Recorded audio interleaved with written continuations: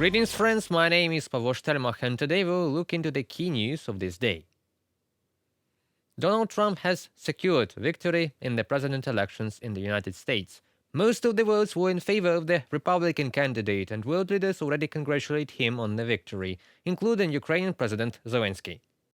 Congratulations to Donald Trump on his impressive election victory. I recall our great meeting with President Trump back in September, when we discussed in detail the Ukraine-US strategic partnership, the victory plan, and ways to put an end to Russian aggression against Ukraine. I appreciate President Trump's commitment to the peace through strength approach in global affairs. This is exactly the principle that can practically bring just peace in Ukraine closer. I am hopeful that we will put it into action together. We look forward to an era of a strong United States of America under President Trump's decisive leadership. We rely on continued, strong, bipartisan support for Ukraine in the United States. Volodymyr Zelensky, President of Ukraine, on X social network.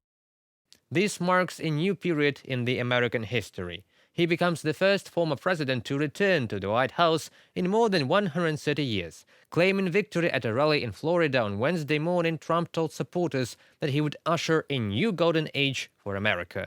We hope that this era will include solid support to U.S. allies worldwide and stopping the expansion of the new axis of evil.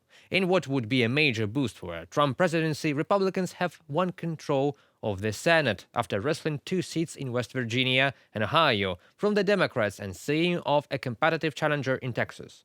Neither party seemed to have an overall edge in the House, which Republicans narrowly control. However, control of Congress would allow Trump a relatively easy path to pass his key proposals into the legislature.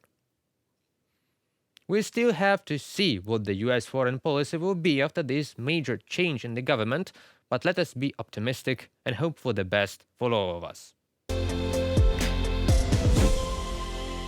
Ukrainian drones for the first time reached Russian Caspian Sea fleet, hitting a missile boat and Dagestan. On the morning of November 6, Ukrainian intelligence kamikaze drones attacked Caspian in Russian Dagestan, which is 1,500 kilometers away from the Ukrainian border. At least 2 vessels were damaged, presumably the Tatarstan and Dagestan missile ships. Small missile ships of the 21631 project could also have been damaged. Coastal troops, including Marines, were based there.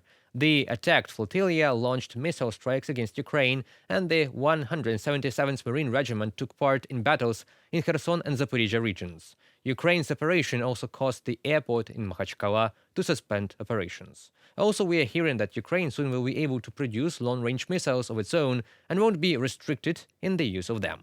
The Hrim-2 is a single-stage, solid-fuel ballistic missile that can carry an 1,100-pound warhead as far as 310 miles, presumably under inertial guidance. It represents a major step up from Ukraine's best current battlefield rocket, the 1970s vintage Tochka. The Hrim-2 will give Ukraine its first heavy, deep-strike capability and free the country from restrictions imposed by its most important allies. The United States, the United Kingdom, and France have provided Ukraine with precision munitions ranging hundreds of miles, but all 3 countries bar Ukraine from firing these munitions at targets inside Russia. From an article by The Telegraph, the Hrim-2 complex is very promising, as it will allow Ukraine to target key Russian targets and airfields, that reducing the number of air raids and bombardment with glide bombs against Ukrainian cities, and less ammunition available for the Russian offensive.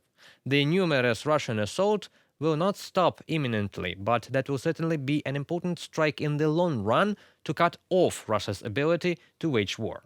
And if they still can lure clueless recruits into the assaults by promises of big salaries, then producing gunpowder, shells, and airplanes is quite more sophisticated, and they won't be able to recover fast if a swift strike hits all Russian airfields near the front lines, for example.